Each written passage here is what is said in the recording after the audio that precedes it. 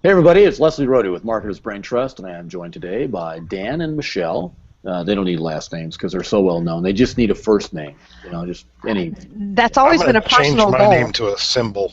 a symbol. Yeah, Yeah, Uh, I just haven't picked the right emoji yet. I think one with like a whale that's spitting water or something would be cool. that'd or be something good. with lots of hair, actually. Anyway, so good. So today is the live Q&A for the Adwords Triangulation Method, also known as ATM, because that sounds like it involves money, right? And easy money. Withdrawing some from Google, preferably. Exactly. And so I guess for FTC purposes, I should say that it's not an actual ATM. That's just a really catchy abbreviation. But it is actual money. It is actual money. You can get actual money from doing AdWords.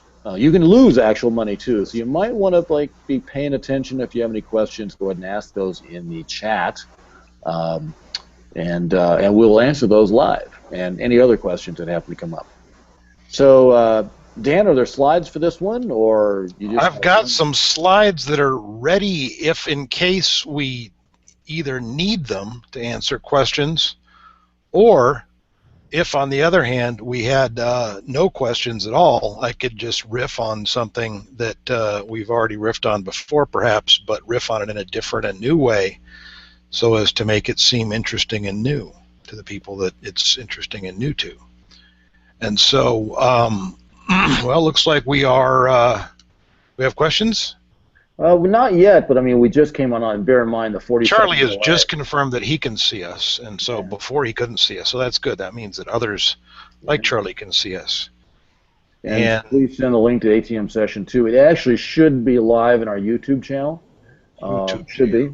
I mean, it's not an automagical thing that we've got going on right now, because don't get me started on that. But we do, as an internal process, we copy it from where we do them over to our public channel the day following the Hangout, and I think that's been happening pretty reliably for the last few weeks. So, but yeah, so Michael, look for it there, and if you don't see it, then by all means, it will be there soon if it's not there now. So I guess what I should probably do is just go ahead and screen share my screen. Do that. And even though no one will be able to see this, I know they'll be able to see what's on my screen. And shocking. I'm just got a bunch of people getting jealous because they can't have a big fluffy Santa beard because they don't have a job being a pirate. So. Right. Job is in quotes. Okay, so I just presented you to everyone. If you count getting paid in beer as a job, I'll call it a job. Yeah, okay, I'll go with that. Sure. It's yeah, sure, whatever. Yeah, we're going to start paying you in beer, Leslie. Yeah, might as well. Okay. We're kind of sworn off the beer, but anyway. All right, so let's see. We are in fact seeing your screen, Dan, so that's good. Okay, good. And so now I just need to fix the thing that I just did that made it not what I wanted it to do. Huh. Oh, boy. Oh, I get the problem. It's a computer. If it wasn't a computer, I wouldn't be having this problem. Okay, so, yeah, let me sort this out. So, live on the air with people. It gives them time to ask questions. Yeah, so let's get to part 4, the questions and the answers, and go ahead and play the slideshow version of that. Now everybody should be able to see that really big on their screen. And so one of the questions that I've been, well, it's a category of questions really that I've been answering a whole lot is about the shopping campaign setup that I talked about in the first session. And that is, how can I use this to actually control what products show up for which keywords, as Dan claims. And so I'm going to walk you through this with some different visuals to try and improve the understanding for the folks that didn't get it. Some people got it, but it is rather confusing, the whole campaign priority thing. Oh, yes, it is.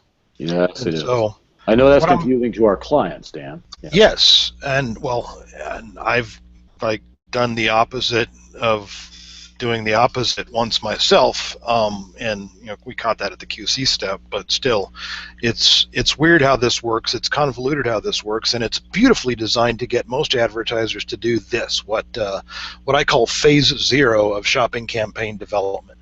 Now, most shopping campaigns running in Google right now are at phase 0. That is to say, your agency set it up, you set it up, or Google set it up for you, and it looks like this. You've got one shopping campaign that's running. So already, like if you just look in your AdWords account and you see one shopping campaign, well, you're either at phase 0 or phase 1, but you're definitely not at phase 3, which is where you want to be, and that is controlling what products show up for what search terms. Because, I mean, right, when you first heard that you could do shopping ads, that was like, cool, I can get my 3 best sellers for this category to show up for that category keyword. That'll be awesome. And then Google told you that you can't, but I'm telling you that you can. But phase 0, this is what everybody's going to normally be just sitting in when they start, and that is you've got one shopping campaign. It's probably going to be set at high priority, but you don't care about that right now. You're going to have one ad group in there, and it's going to be called all products or the incredibly descriptively named ad group number 1, depending on when the thing was set up and what the default was at that time. And then there will be one product group in that ad group called all products, and in that product group, you'll have all of your products in there, and they will all have the same bid on them. That is not, surprisingly, the most efficient way to run a shopping campaign, and yet I was looking at one just this morning that is set up exactly like this in phase 0, and they are getting 11 times ROI. That would be 1,100% revenue over ad spend, but for every dollar that they are spending in this horribly unmanaged and just one size fits all, just threw one bid in there and hope for the best shopping campaign, they are making $11 in revenue for every dollar that they spend on advertising. Now, the problem with that is that they could actually be making a lot more revenue, and in fact, they could make a lot more revenue without sacrificing that 1,100% revenue over ad spend number, or they could, maybe drop that down to 600 or 700% of spend becoming revenue, and make a lot more sales still. But here's something that everybody should do first. And sometimes I go in and look at a campaign that's been set up by an agency, or even sometimes people set them up themselves, and they at least they think about it for more than a couple of minutes, as opposed to just getting through the minimum steps to have one running, and then I'll come back to it and fix it later. And then it starts making money, and you don't try to fix it, but fix it, because there is a ridiculous amount of revenue and profit that you're just leaving on the table if you don't do that. So the first phase, phase 1, and this is what, when we take on a new client, this typically would take us 5 to 7 working days. This is actually the longest phase in terms of the amount of time that it takes us to get into it, but we want to be out of it as fast as possible. What we've done here is we've reorganized into ad groups based on, say, and typically this is product category, so based around the category level keywords. And we do this because later on it'll make it easy for us to actually target those category level keywords and then individual keywords within those, and actually have some logical sense to it when you have to go back 3 months later and move stuff around or add a different product to a different keyword. If you just start treating these as if you're targeting keywords, even though you're not, and name your ad groups accordingly, then it'll be very easy. So I've got category 1 here. Don't name your ad group category 1. Name it something like men's boots, or women's handguns. Actually, no, you can't advertise handguns on Google AdWords, so don't name it that. Google does a really bad job of accidentally deleting things that have names that are unfortunate. So if you sell glue guns, expect to talk to Google several times, because parts of your feed will get disallowed automatically by the filter that makes sure that nobody tries to sneak a gun into the shopping ads. So if we do a bicep workout, we shouldn't call it Get Good Guns Now? No. Oh. Okay, all right, because it's a catchy name. Yes, it would be a catchy name, and perhaps you already own that domain name, Leslie, or maybe it's just an affiliate link for some product that you're pimping. But if we could move on. Then within those ad groups, and eventually you might want to move these product groups into separate ad groups on their own, but the cool thing about having them as separate product groups within the ad group is that it actually makes it easy to do that. You can just copy and paste the ad group and delete the ones that you don't want, or exclude the ones that you don't want, is even faster. But so a subgroup would be, so for example, if we have a category that's, say, men's boots, and then we might have a product group within that category ad group for alligator skin boots, and another one for cowboy boots and stuff like that, and you've got products that are within that, and preferably you'd like to actually have individual bids on each one of those products broken out within that product group. This is what we would call phase one. This is, if you hire a good agency to do this for you, this is what they will do for you. If they are competent, this is what they will do for you. Now, if they were like super extra competent and were of a mind to get Google bent to their will, they would go even farther than this. But well, we've yet to see an agency's work that actually goes beyond this. And by the way, I mean, just doing this and managing the bids actively will allow you to increase the revenue that you're getting from a phase zero campaign. I mean, if I just take somebody and put them into phase one from phase zero, it can be anywhere from doubling the revenue to some ridiculous multiple, because we might have been seeing hundreds of dollars a week in sales, or hundreds of dollars a month even in sales, that suddenly becomes thousands instead, just because a lot of the times your one-size-fits-all bid is too low to get any impressions for any of your products, and so breaking them out and actually putting intentional bids on them can actually make a big difference. And so a lot of the time you'll see testimonials. I've seen testimonials for agencies that I know don't go any farther than this, but for their clients they're very happy because they're making a lot more money than they have. And if you do a good job of this, it really, really, really can be incredible in terms of how much revenue is sitting there. But there's another level that you can go to, and that's where we try to go with the Adwords Triangulation Method, and that is the next step is what we call phase two, and that is where we actually will split that campaign up. And so it's important to do phase one first, to have all of the products and everything grouped together, because we're about to make copies of that campaign, and so you want that campaign to be well structured. So what we do with that high priority campaign is we go to the all of my campaigns screen in Google AdWords, we check the box next to that high priority shopping campaign, and we go into the edit menu and we say copy, and then we say paste, and we paste in a complete copy of that shopping campaign. It is beautiful that we can copy an entire shopping campaign, because back in the day when we couldn't do this, Michelle had to do things with spreadsheets and CSV files that I didn't even want to know how they actually worked, because, well, Michelle did them and they worked. But now you can just copy and paste, and then you just go into the campaign settings on that medium priority campaign and set it to medium. And now you have a high priority campaign and a medium priority campaign that are identical. If you leave it alone in that state, the medium priority campaign will get no impressions, no clicks, no nothing, and the high priority campaign will continue to get all of the action. But we're about to change that. So what you're going to do in the high priority campaign, normally we just do this with a location adjustment. So we go into the location settings, add a location for the country that we're in. Usually that's the United States, but we also have done these in Canada, Australia, and well, hopefully we'll be doing them in the UK shortly.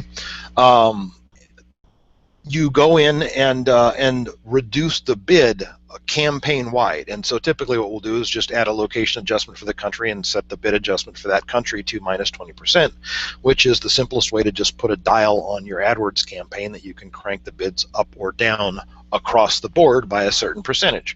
And so we'll probably bump that down by 10 or 20%, and then we'll add negative keywords. Now, where do we get these negative keywords? Well, we go into one place to go is to go into the Dimensions tab in your high priority shopping campaign and expand the date range to the entire history of the thing, and look at the search terms report in the Dimensions tab.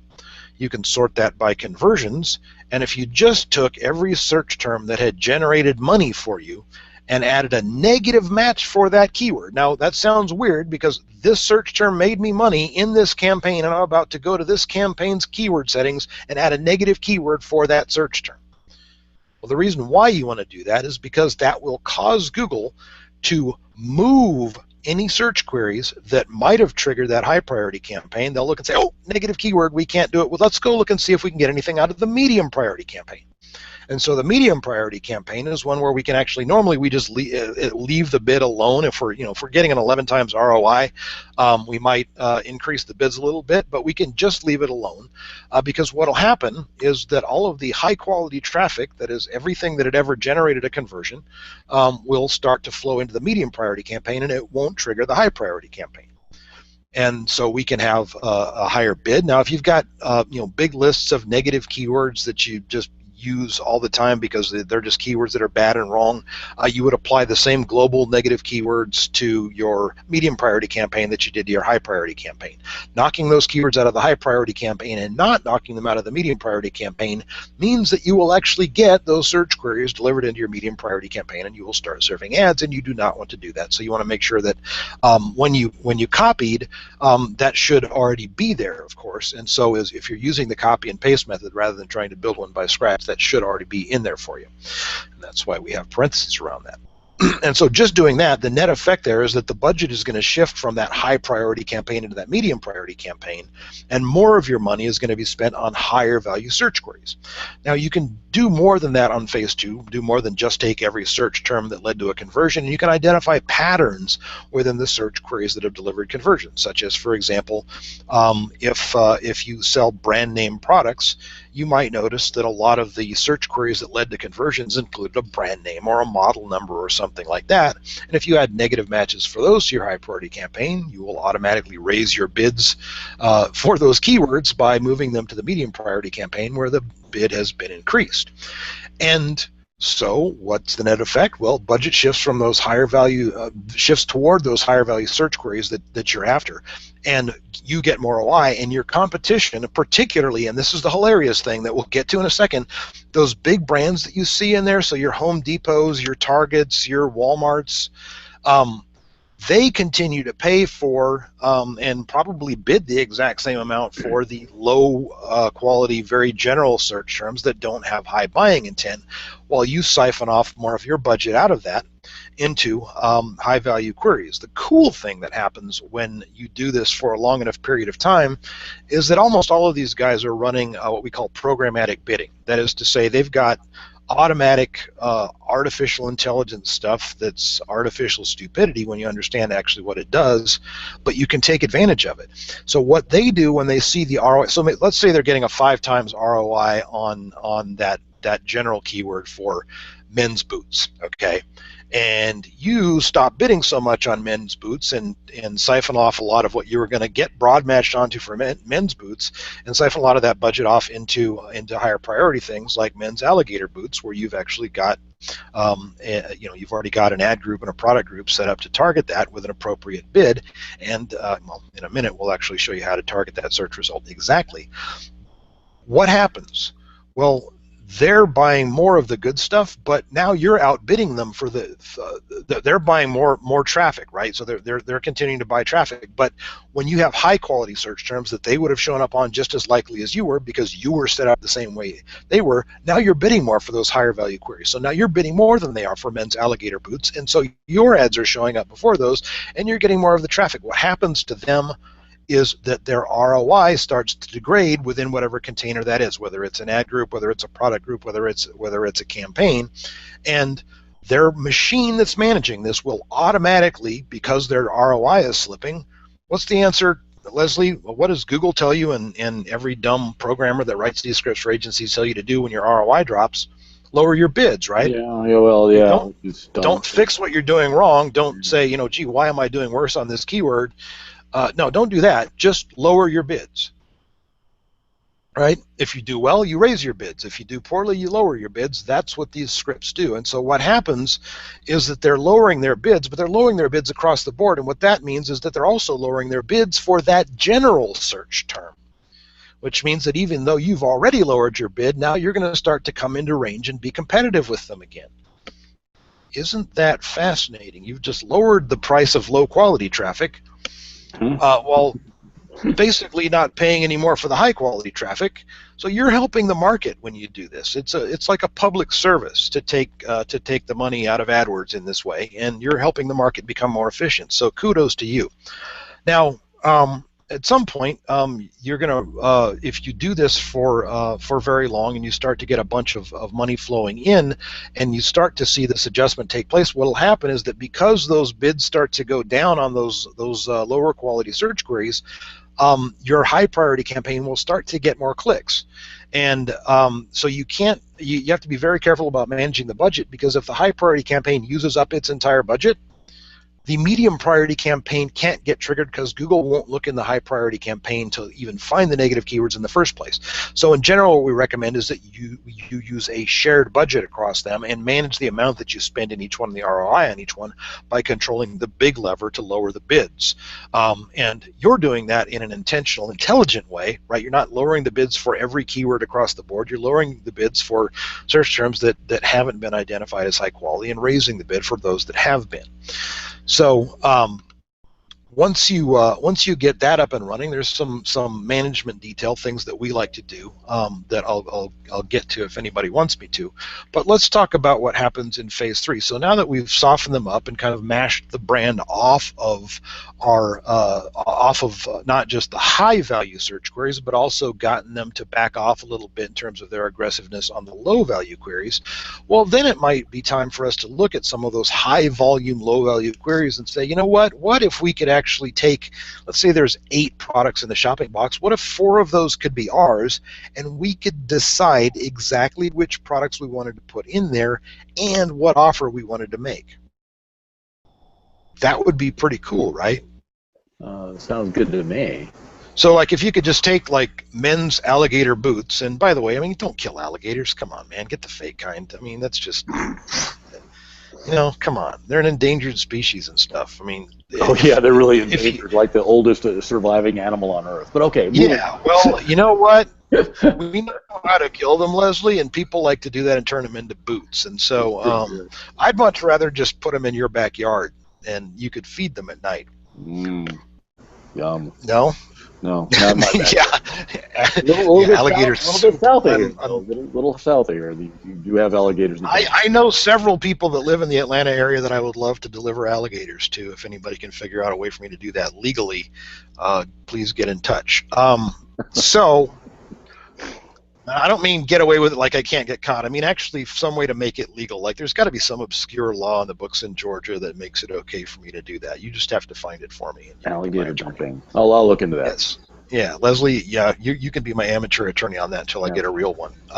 So in phase 3, that is where we start to take some of these exact search queries that we want to put particular products on. And so you might know, like you might just be taking your best sellers for the category, or you might not know. And so you might actually create an ad group that's got, 8 products in it, even though you're only going to be able to get 4 onto the search result page, and let them, compete against each other within that ad group with the same bid. Google will eventually pick whichever ones get the best click-through rate, and most of the time that means that those are also the ones that are going to sell the most, and it doesn't really, even if the conversion rate isn't quite the same, getting more traffic means that you're going to sell more stuff anyway. So what we might do, depending on the number of keywords that we wanted to target, we might, at first we'll probably just put more ad groups into the medium priority campaign and use a negative match in the other ad groups in there to make sure that the particular keywords that we want. But sometimes this can mean that we actually take a search query that we would have had running in the high priority campaign, and we put a negative match into the high priority campaign because now men's alligator boots is a priority target for us in terms of getting ads onto that search result page, and we want to control that. So we'll put a negative for that in the high priority campaign, we'll put a negative for that in the medium priority campaign, and then we'll create a new low priority campaign, which has an ad group that just has the set of men's alligator boots that we want to show on that search result page in it. The bid is going to be the highest of all your bids, and so you're going to crank the dial all the way up on that. And then in any other ad group, and of course in the higher priority campaigns, you would add a negative match for men's alligator boots as an exact match. So if you've got 3 ad groups that are targeting different keywords, each of them will have their keywords as a negative match in the other ad groups, so that Google doesn't screw up and accidentally show your bunny boots instead of alligator boots because well, they'll do that kind of thing. But doing this allows you to target an exact search query and put products onto that search result page. One of the coolest things about this is that in a lot of cases, there are some of us that can remember the good old days when you could use one of these cool tools like Adwords Accelerator or whatever, Steven's old tool, that would make like 16 bazillion ad groups with an exact match for every possible word order that anybody could ever search for anything in your market, and you could put penny bids on all of them, and occasionally you'd get a penny click and make a sale and make like ridiculous ROI until Google stopped allowing us to do that. And now when you try and put a bid on a search ad for a keyword with very low volume, you know what happens? They say low search volume, and they don't let your ads run because you can't bid against that keyword. When we talk about that, among ourselves and people that do this, we tend to call that, is the search term biddable or not? Well, if the search term isn't biddable, you can't bid on it with search ads. But in fact, even non-biddable keywords, we can actually use negative matches to force traffic all the way through and put products on search result pages. Now, most of the time, there's no point to that. I mean, right? It doesn't have to be an exact match that you're targeting. You can use this to punch out phrase matches. You can use this to punch out modified broad matches. You can use this to have the exact same keyword control that you would have with search ads, except you do it with shopping ads. And people, I mean, this is what you wanted shopping ads to be when you heard about them, and then you were really bummed when you found out that it wasn't. But, well, some of us didn't take no for an answer, and so we worked out this process. Now, one of the things that's kind of interesting. So, when you're doing this kind of stuff, right? You got a search result that a search query that you want to put your products on. Well, first thing you got to do is go type in men's alligator boots into Google, and you see is there a shopping box on that search result page? How many products are in it? And sometimes you'll notice some company you may have never heard of that has 3 products on that search result page. I wonder how they did that. Maybe it was just random luck. Maybe they just bid way more than anybody else, in which case you can smash them and take their search results away because their ROI will drop, and they'll say, oh, this Google shopping thing doesn't work, I quit.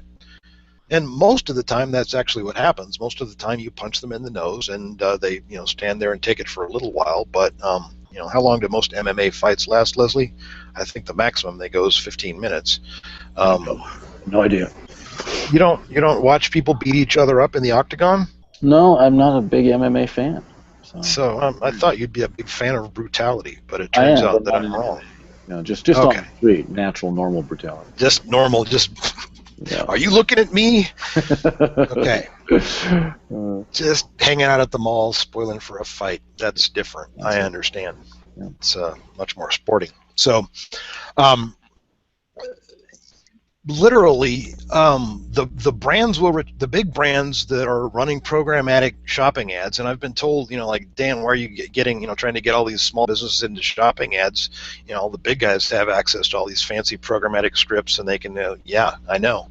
That's why I'm telling people this is a huge opportunity, because you suck at running those scripts, and oh, by the way, doing what we do requires actual human intelligence, and although it could be managed by a script if that were possible through the API yet, we still have to do the management work on these things by hand. But you can absolutely do this stuff, and you're not going to target a million different exact search queries, but a few dozen of the top ones. That's all you would have ever really probably gotten to successfully with your search ads with a small business and a niche market. But why wouldn't you for all of those that you would have ever wanted to rank for in SEO, or you would have ever tried to get a search ad to work for? Why not go ahead and put your products with the price and an offer like free shipping or 2-day shipping or whatever you can say?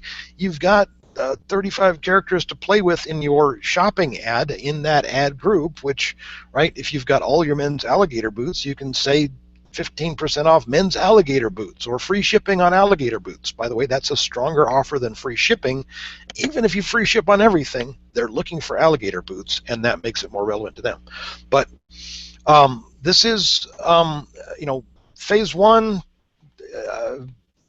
relatively easy, and phase 0 you can make money at. When you start to get into, these more complicated stuff and deeper and deeper structural stuff, and you get into phase 3, yeah, you might just say, can someone just do it for me? And the answer to that is yes.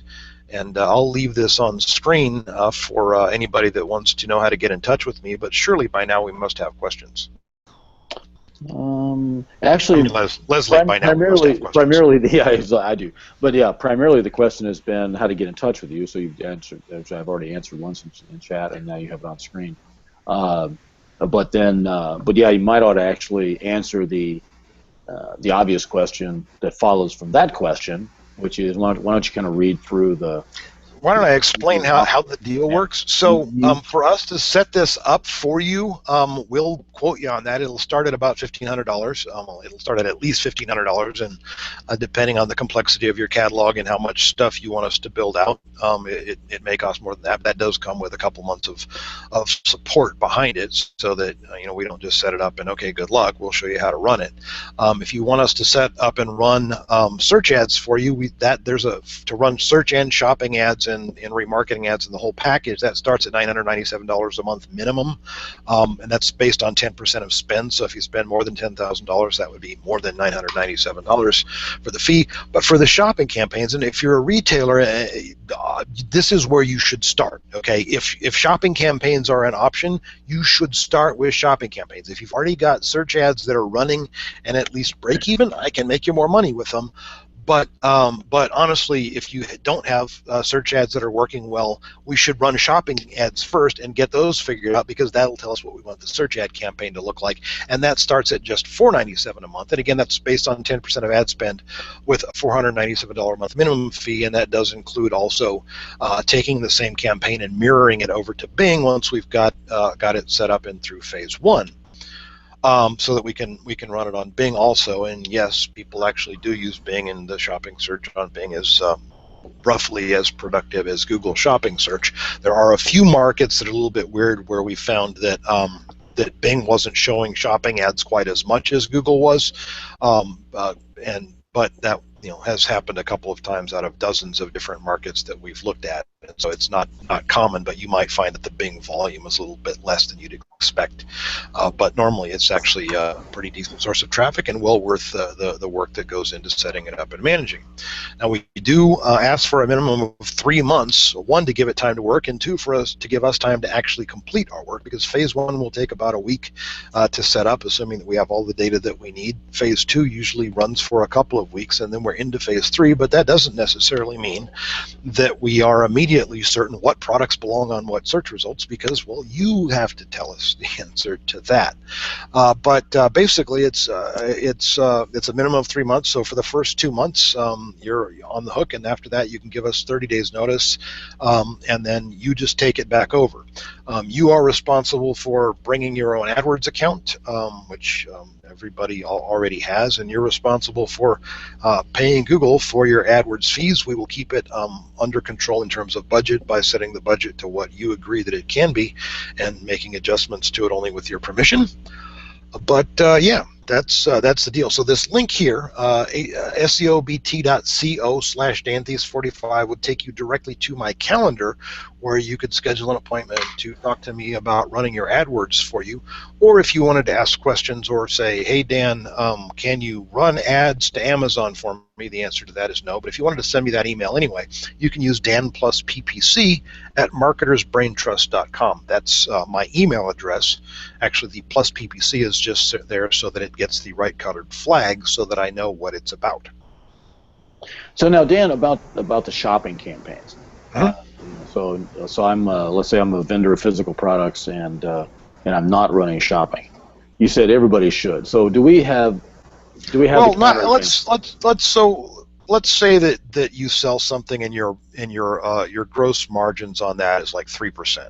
Okay, that's a problem. So that if you sell one, your entire profit is eaten up by credit card processing. Right. Yeah, that's a problem. Yeah, we don't want to do that. Yeah. Got a dime. Yeah. That's not enough margin. Ideally, you would like to, and we have people that are running at 700%, 1,500% revenue over ad spend. But if we have to be able to hit that, it's going to be hit or miss whether we can do that, and we won't be able to know that until we actually run ads. If you can spend 20% of your revenue, so if you can deal with a 500% revenue over ad spend, we should be able to hit that target if you've got those kind of margins. If you can get deal with closer to 4 times spend as revenue, and at least be break even, recognizing that a big chunk of the sales that we generate are not going to ever show up and be attributed to AdWords, and I'm really talking about what we can attribute and keep score to. But and we've got one where we haven't attributed a sale in weeks, but we know that it's, and that's because they end up always closing on the phone. It's multi-$1,000 products, but we also know that if we turn the campaign off, their phone stops ringing. That's one that we kind of run on faith, but we're only spending like $1,500 a month on the ads for that one. Obviously, you wouldn't want to operate on faith at at $10,000 or $20,000 or $30,000 a month budget. The good news about shopping campaigns, though, is typically we see. It's normal to see the ROI, the revenue over ad spend, be 2 or 3 times as good on shopping campaigns as what it was on search ads for the same stuff, unless, of course, you're showing completely the wrong products or you're completely overbidding for low-quality traffic, which is, what happens to a lot of people that pay somebody to set it up, and they get, one of these like this that they didn't do anything but like turn it on. And you give up. Well, if they guessed wrong on that one bid that they set for everything, you're going to think Google shopping campaigns suck. But if you got one that was running and like it wasn't working, but you do have those kind of margins, just let's go to my calendar, set an appointment, or send me an email, and I can tell you how to share access, and I can look at it and tell you exactly how wrong it was and exactly how much money I can see that you lost. I can't tell you how much more you can make without really running the ads, but that's kind of to me roughly a rule of thumb. If a revenue over ad spend figure of 500% is acceptable, we got a really good chance of making it work for you. If it has to be significantly less than that, it can be really difficult. Although again, right, we've got lots of people that are running better than that. It's just I would hate to rely on that because they happen to be in markets where they have large competitive advantages and competitors that are not big box programmatic retail, which is going to, like I said, tend to drive things toward break even on whatever that default setup does. And so if your default setup was doing worse than break even, it might be tough. But again, it might be tough to make money with that, but if you do this to it and get rid of half your spend or more is going to junk traffic that you shouldn't have been bidding on, it makes a big difference in what those ROI numbers look like. Well, yeah, and so even if there are issues with the auction because there are a bunch of dumb, ignorant, shall we say, participants, even so, you can find those bright, you can cherry pick and find those bright spots. Yeah, exactly, and the thing is, we're looking at especially if you've got big box competitors in there, what we don't want to do is just go in and punch our way straight in at phase 3. One, it's going to cost more to do that, and 2, that's the kind of thing where if you suddenly snatch a bunch of traffic, that's the kind of thing that might actually get an analyst's attention and get them to punch back. You don't want to attack them like that. What you want to do is be more like ants at a picnic. Or what we used to call Yeah, they're just sitting there, chomping down on some fried chicken and potato chips and whatever, and maybe they got some hot dogs going, and one ant shows up. It's like they flick it away, or they just ignore it, right? You can just move out of the way, and the ant's over there, no harm, no foul. And then, little by little, like there's more and more ants, and then pretty soon they say, you know what? Let's go find a different picnic table. Now, if an army of giant ants showed up and started chomping on people, then they might fight back. But, if the ants just kind of move in, little bit by little bit, 15 minutes later, they're shopping for a new picnic site instead of fighting back against the ants. And so that's what we want to do. We want to be like ants at a picnic. That's going to become one of those things that people remind me I said like 10 years from now. Remember that time you talked about ants I am at a an ant at a picnic. So anyway, so that's the deal. I mean, it's not going to be a fit for everybody, but we're happy to talk to everybody and find out if it's a fit, because we don't want to be, we don't want to work a whole bunch and not be successful. That's not fun. Not fun. And it's not fun for you to, have somebody do a bunch of work and not get anything out of it, and that's not fun for you either. But we do need you to actually, like I say, give us the time to actually go through the process and make it work, and work with us. So, if we ask you, hey, this is a very high volume search query that we are not currently doing anything special with, but would you like to have a go of it by giving me 4 products that I should bid up onto that search result page, because the price of that has been going down as we've been doing phase 2. Now we can afford to go and grab real estate on these general category level keywords, because the suckers have lowered their bids. I mean, the machines. I don't want to any individual person, but most of the time I'm only insulting the robots. Most of the time, yeah, right. And they don't have feelings, as far as we're aware, so that's okay. No, they do not. Yeah. All right, cool. In fact, they cannot. So, yeah, don't feel bad about punching a robot in the nose. Yeah, indeed. Screwing up their picnic. Let's see here. I'm not seeing any questions other than how to get a hold of Dan. So that's and everybody should, if you're not. I mean, if you have a store and you're not doing shopping ads, do that. If you have AdWords and you are not talking to me and at least letting me take a look at what's being done, I bet you're losing money. Yeah, at the very least, you're losing an opportunity to just have Dan look at your account. If I can't find some way that you can make more money in your AdWords campaign, I will eat a bug.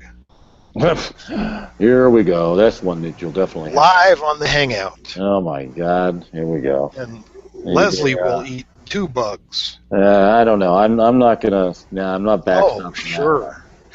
Whatever. Okay. Sure. Well, I will though. I will eat a bug.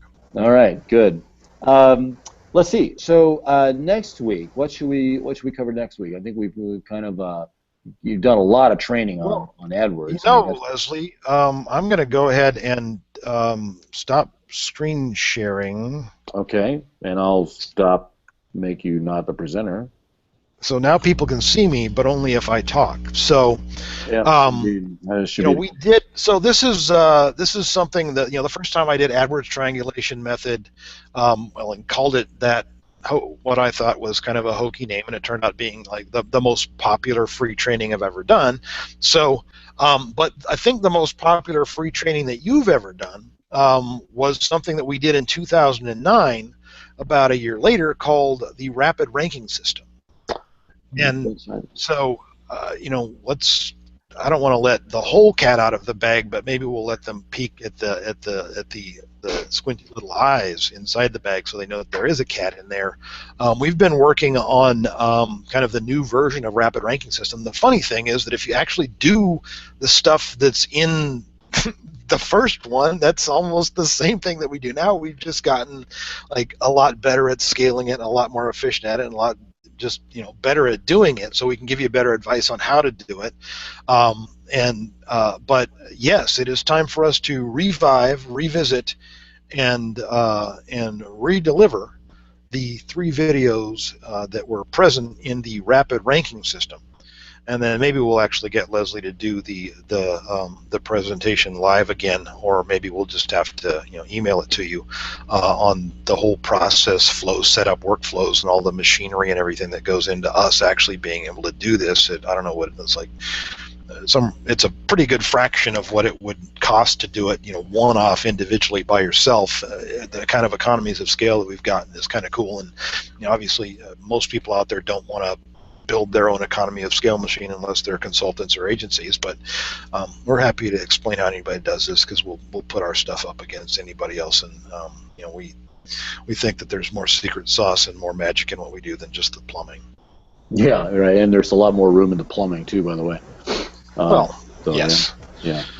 More things going on. Detailed devil things. Oh yeah. Well, yeah. So Yeah, if anybody wants to copy what we're doing, that's great because we've got the next one already. What we can show you today is what we started working on getting rid of 3 months ago. Indeed, yes, right. That is true, in fact. So yeah, so next week then we will. Constant reinvention is the only way to survive SEO, my man. That is true. So we continue. So next week we'll pivot to doing the organic side of the page, and with the rapid ranking. Or as we in the AdWords site call it, the bottom half of the page. Well, it's more and more, right? If you want to include maps, that definitely is true. But okay. Well, and not even the bottom half anymore. Isn't it like the bottom left-hand third, like the bottom left-hand third or something like that? Well, I think the thing you'll find if my ad wasn't there. So here's the way I characterize it now. By the way, is it's not even any about real estate anymore on the page. It's about how long the search query is or how how thorough it is, because basically short tail is going to be chewed up by AdWords and maps, more or less, right? Long tail is not going to have most of that. I mean, it's still going to have some AdWords, particularly if they're not doing a very good job of negatives, for example, right? Well, the thing is, though, Google is trying to determine that there's some measure of commercial intent. There's a lot of search results that they won't show an ad on, even if you try to, because they don't want a freaking ad on there. It doesn't make sense. Nobody's looking for, nobody's looking to buy something or become a lead or whatever. Yeah, so I think and that's the most search queries, actually. Well, I don't know. But the thing is, the further out into the wide mouth. Right, they said like 80% of their queries don't have ads. So. Yeah, right. Yeah, and wow, it seems actually should be even higher than that. It seems like, but well, they said more than, because you can't get a specific anything out of Google. No, that's true. Yeah, you can't. Yeah, I mean, as you get into the wider part of the funnel, where there's a lot less commercial intent, where you're a lot further away from the wallet out search query. People are trying to figure out what the solution might look like. They don't know the model number yet, right? They might be starting to get around to, now I know what I need, and I looking for reviews and stuff like that. And when you can start catching people at that end of the funnel, it's beautiful, because then you can start running remarketing ads at them, but also you can catch them onto email lists, and you can get them into an audience on Facebook and all that kind of stuff. And it is so cheap to increase the sort of the gravity that you have, right? If you think about somebody as passing by your planet, and they could just pass by and keep on going, or if you just get enough attraction, you get them into orbit around you, and then of course once you get them trapped in your gravity well, they have to buy from you, or you won't give them the fuel to escape. Yeah, and that's indeed. I mean, that's kind of the a physics view of branding, right? And so that's that's what it's I mean, it's the thing is you get somebody that comes into your site from one of these long tail queries. And you do get them into a Facebook audience or a remarketing audience, or get them on an email list, they're so much more likely to become a customer down the road. It's not even funny, and it costs you almost nothing to do that, to start to catch people into orbit. But the key to making it all work is opening up the top of the funnel wider, and actually constructing systems that let you bring those people in and turn them into prospects from just being people that might have randomly found you for some unknown reason. Indeed. Especially unknown, because with organic, you can't even see what the keywords are. Yeah. So that's our topic for next week then. So thanks everybody for showing up. And if you want to talk to Dan about PPC, and the only reasons why you would not is because you already have, or you don't know what AdWords means. I actually run into that before. What is AdWords? Maybe you should talk to Dan if you don't know what are pay-per clips. What are pay-per clips? Yeah, that's a good. Why are we paying so much for paper clips?